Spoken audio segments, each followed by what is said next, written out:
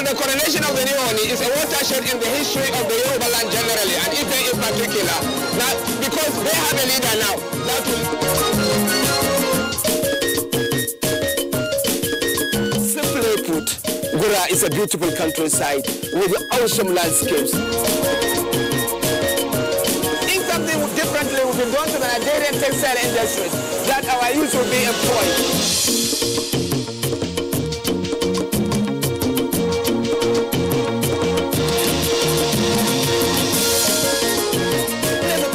Attend the church here, I'll tell you. Service in Holy Rosa is in Benin. We are taking a canoe tour of the communities on the bank of River Niger in Keso.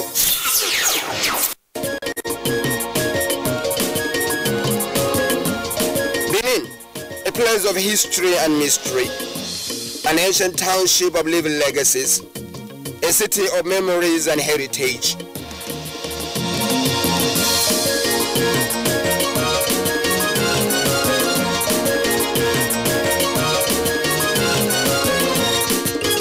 In the DNA of Benin, that it will forever be in the full light of history, especially on matters of culture, royalty and military tactics.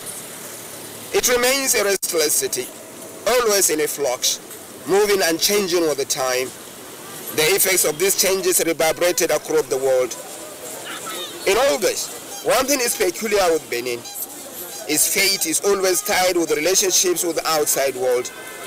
It is a major driving force of its legacies. For Benin, in the course of its life, evolved a legacy of unparalleled civilization. I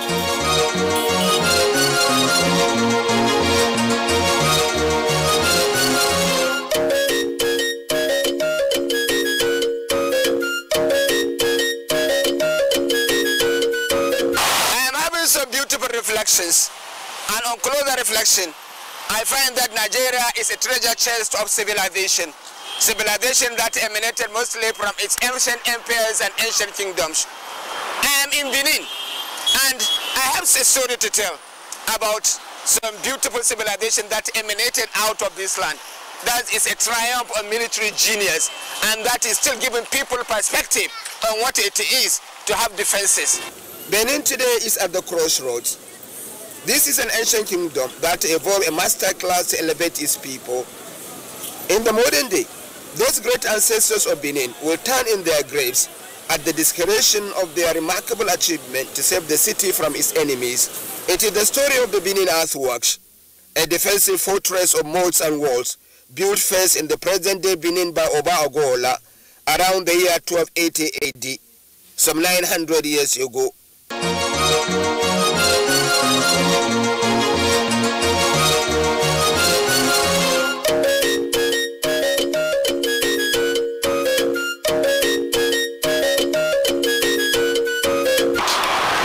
People call it Iya.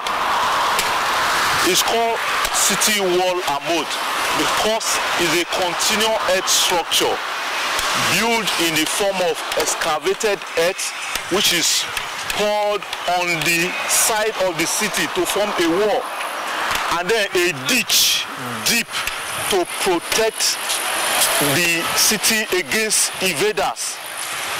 And the wall formed the wall, while the ditch formed the moat, and it's called city wall and moat. Benin earthwork is a work of art. On authority of law research works on historical monuments and engineering feats, the world has never recorded anything like it. We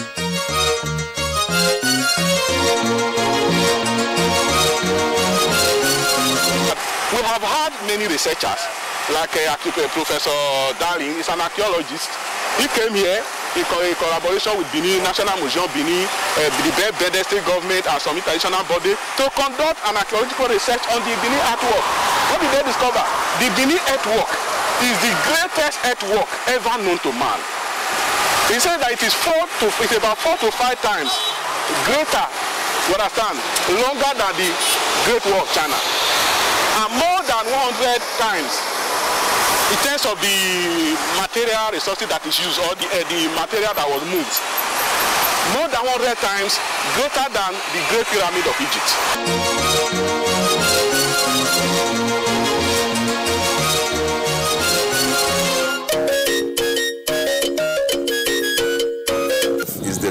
largest and the greatest work of any pre-mechanical civilization.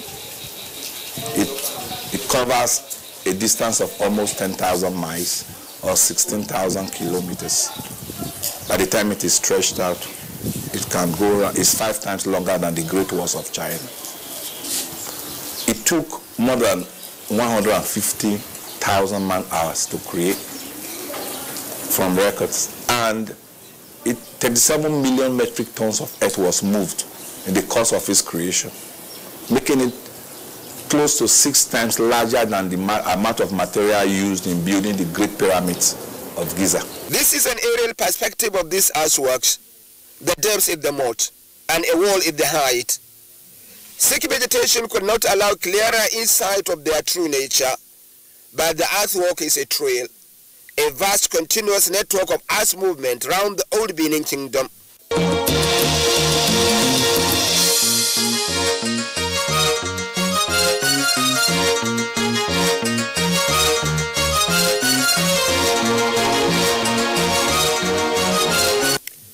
At the heart of this earthwork is the defense of Benin City and its authority against external aggression.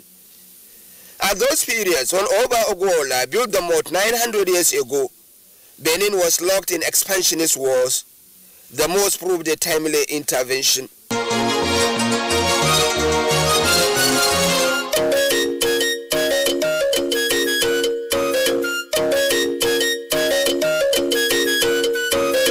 Enemies all around that were coming to Benin to attack Benin. One of them was the Apanijaka of Udo, who was a warrior. He would come to Benin to launch some attack. So that was what really prompted Oba Ogola to construct this moat. I must tell you that since that time, no external aggressor, no external enemy really came to Benin. So Benin had never been a battleground since that time, by the 13th century until 1897. For a period of over 600 years. One of the major wonders of this moat was its work statistics. It was a major engineering work before Iron Age was found in Benin and executed by engineers who never go to school.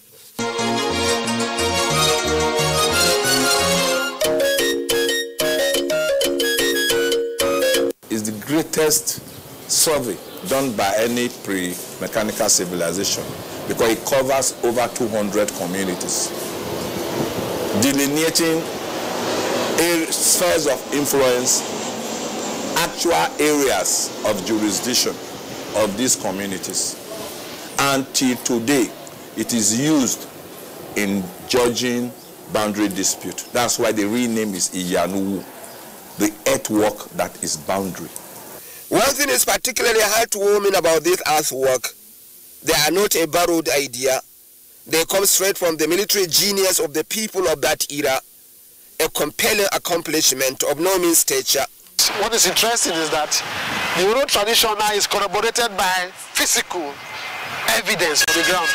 The stories that they were built first in the 13th century, around 12 AD, by Oba Ogola, then Oba Ewa, we believe that they are true because there's no other way those things would have just come into existence. And the fact that they crisscross the inner city and the outer also shows that there was a pattern to it. It wasn't accidental, it wasn't something of nature, it wasn't something that they just met. It was done and it was for a purpose. Yes, this earthwork is said to have been dug to a height of 60 feet off and 60 feet down, using wooden spades and basket and executed through human labor. I tried to bring a real picture of the moat in close perspective. The one in Awosheni is still in its natural state. We trekked through mud and waste, through narrow path and smelly wet environment to have a picture of it.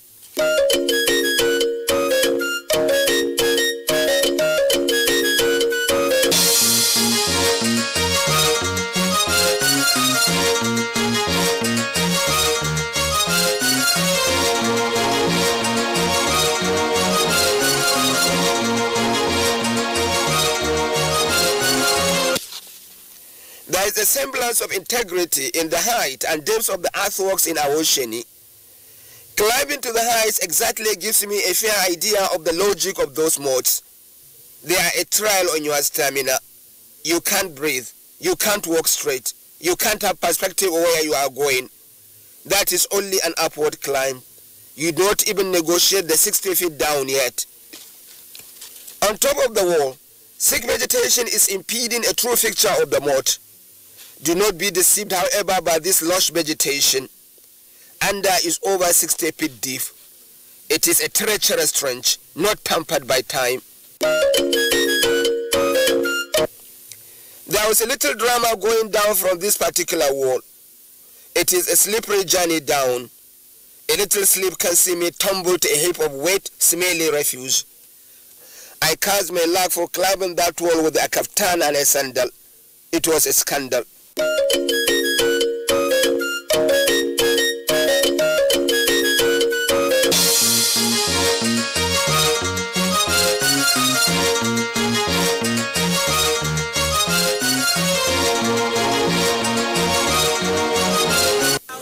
It is difficult to capture the complete character and trajectory of these earthworks from the ground, yet you still can't miss some aspect of it. Following its tracks at various locations, including at Awosheni, at the Airport Road, at the TB Road and the State Secretariat, you will find that roads breaks its linkages.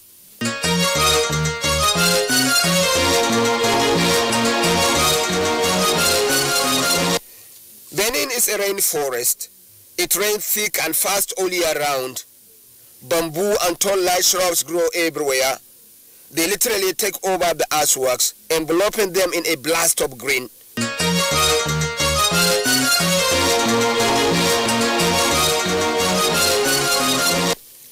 It so happened that there are different timelines in the building of these earthworks. The first was, of course, during the reign of Oba Ogola around 1280 AD. And it was for defensive purposes. Oba Iwari, who ruled Benin Kingdom around 1440, was also credited with building of moats to curb migration of Benin students out of Benin itself. It was a story for the movies. I am coming to another moat in Ekfoba Slope, in the outskirts of the ancient Benin Empire. Now, it is a moat with a difference. I told you that there are two types of moats. There are the inner moat and the outer moat. Now this one at the Ipoba Street or at the Ipoba Slope is the outer moat, and you can see it here. Nothing changes. There is no difference between the inner moat and outer moat in the manner and shape of their construction. But in their messaging, they are different. The inner moat may be constructed for military purposes. This one is built to stop migration of people. An interesting story is attached to it. And let me sit down to see whether I can capture the story. In the 14th century, in the 15th century, Eware the first, the person whose present Oba of Benin is taking his name after, lost two of his children, the heir apparent to the throne of the Benin Empire. They died over a small quarrel. They poisoned themselves, they all died. Now, when that happened, to mourn, the Oba then went into a 3-year of mourning, and he made the city to mourn as well. That for 3 years, nobody should go close to his wife. No person should give birth to a child until when the mourning period is over. Many people endured, but a number of communities or a number of people could not. So there was mass migration outside of the Benin Empire or the Benin Kingdom.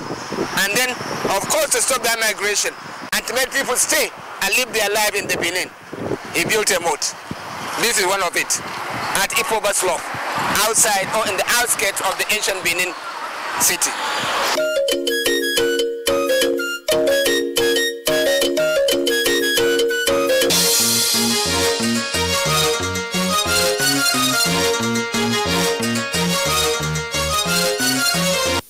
In time, Oba Iware relaxed his sanction and the ban was lifted. To date, however, several communities outside of Benin trade the emergence of their settlement from the context of that migration. Like today now you have many settled Ishan. Because this Ishan town you hear about today, it was that time they migrated from the city. Most of them are from the palace. Even the Ishans, like my way I'm from Ekuma, many of them they migrated that period. You understand? Many parts of Ishan, even Ora. You understand? So because of that incident, that's why you have those people went and settled there. But that does not mean that that was the only time these people migrated. It was in batches. But most of the people migrated during that era, during the era of Eware defense. The story in context is that there are inner and outer moats in Benin. Whatever their intentions, they explain the perspective of the over 14,000 kilometer stretch of the earthworks. There are more insights on how the distance is arrived at though. Anytime the Benin people war against the enemy and conquer the neighboring cities, the neighboring villages around, the Oba send a chief as Onogie to go and rule these people. And by so doing, the Onogie himself built a moat round about his village and connects it to the Benin city wall. And this is how the network of moat continue all over in the cities we have in Benin, in the villages all around Benin. The moats have come a long way. They engaged the minds of the first Europeans in Benin.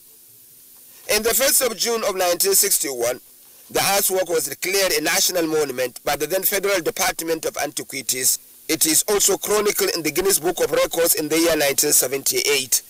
By all definitions, the moats are memoirs of the warring activities of Benin Kingdom and a living testimony of how strong the Benin Empire was. Sadly, these testimonies are going away.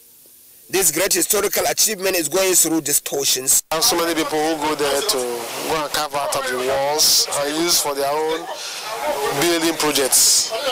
We have some who turn the moats to dump sites. Some go there to convert it to toilets and mess up the entire place. So over the period, what we have had is a situation where the moats have been filled up by a lot of silt and dirt. And that has already taken away the key value of the moat. This is a scene where people literally build on top of the moat, defying extant laws on encroachment.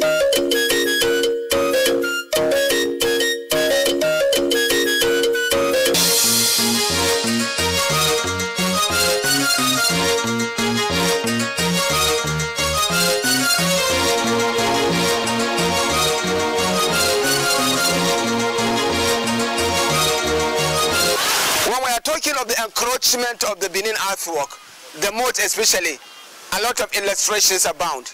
Now, behind me, of course, is a picture of the moat. Obviously, it has been filled up. You can see it, but at least because of the vegetation, you can still see it's a picture of a moat. But then going down, if I move around, I'm linking up to the road. It is like there is no depth anywhere. And then you find buildings anywhere. On the left and right are buildings. Obviously, we are losing the moat very fast. The tragedy of the multisectoral invasion of these moats is the fact that today, only some aspect of that heritage trail bear a semblance of the original moat. The curator of the Benin Museum offered an insight of his experience with the moats growing up in Benin. Now, while we were going to school, primary school, then as children, we were so afraid each time we get to the axis where the moat is along the road. So afraid that we usually walked on at the middle of the road. We couldn't go to the shoulder of the road, because if you do that, it will mean you looking down into the moat, and what you'll be looking at will be a bottomless pit. You cannot even see the ground, the base of the moat. So as children, we were scared. It appeared as if the depth of the moat was about to suck you in. That bad. That same axis of the moat along the airport road where I said I grew up, today I can walk on it across because it's completely filled up. The question is, at what period in history did the distortion of this national heritage begin? Many believe it begins with the advent of colonialism. Over the years, these moats have gone through so many changes, various changes. One of it, of course, is encroachment. The encroachments are by the civil populace, but in most places too, by government itself. Where I am here is a place filled up with government buildings. The High Court building is here. The State Secretariat is around this area as well. There is a prison. All of them encroach the natural route of the moat. What is happening is, this earthwork has gone around the Benin town, cycling the palace of the Oba. And then, because it is a continuous cycle, modern state is having its effect on violating its beauty. There have not been lack of efforts to arrest the distortions of the earthworks. They just do not work. Some years ago, our father, Erediawa, the Oba of Benin, the last Oba before the present one, the father of our present Oba, set up a committee of chiefs, very senior chiefs, and asked me to head them. And we went round the moat and tried to see where people have encroached on the moat. We went round and we told the people that they were encroaching on the moat and their encroachment is illegal because there is a law which protects the moat and its immediate surroundings. There is I think it is 100 feet from the middle of the moat on both sides. You are not supposed to build on it. I asked the EIC, what happens to their reports? We reported to our father, and we also reported to the museum curator at the time. The best thing is to prosecute these people, including the forfeiture of any property on the moat land. But nobody did anything about it.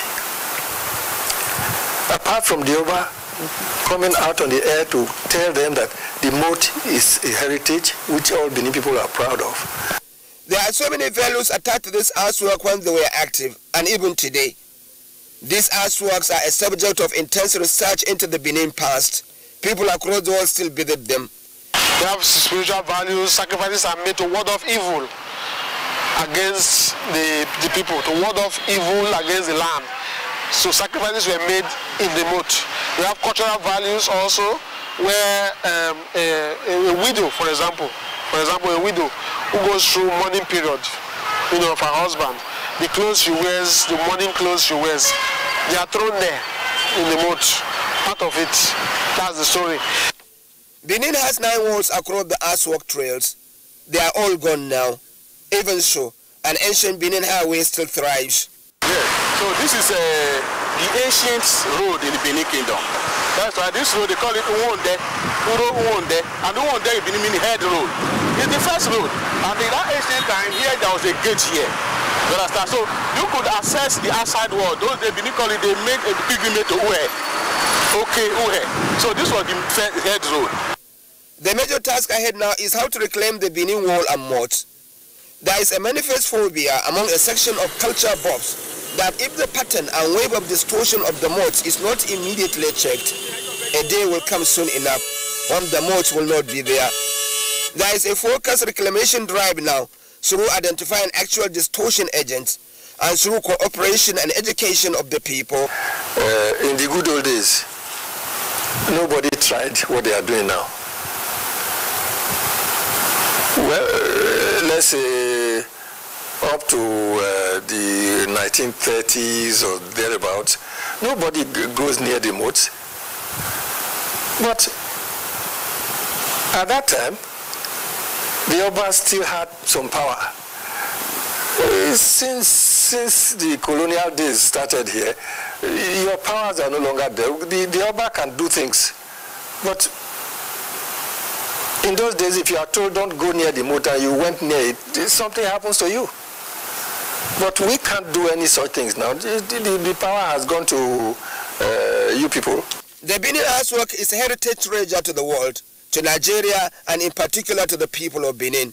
The story, however, for now is, will the world allow this remarkable feat in engineering go out of the face of the earth? It is a question for all stakeholders to answer.